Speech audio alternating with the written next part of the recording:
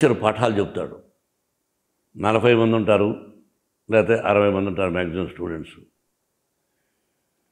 ఎంతమంది వింటున్నారు అంటే 40 మంది వినాలనే ఉద్దేశంతో చెప్తాడు. ప్రతి ఒక్కడు సినిమా చూడాలని తీస్తాం.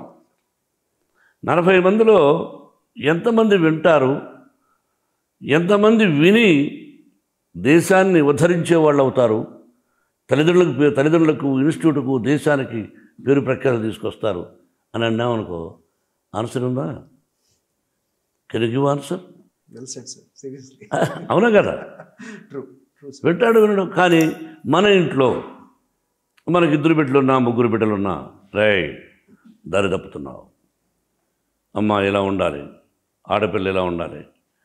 అదేవిధంగా వాళ్ళు ఇప్పుడు మనం చెప్పినటువంటి విష్ణువుకు 4 బిడ్డలు చెప్తుంటారుగా, లక్ష్మి చెప్తుందిగా, దే టెల్లింగ్ ఇలా ఉండాలని పద్ధతిగా ఉన్నారు.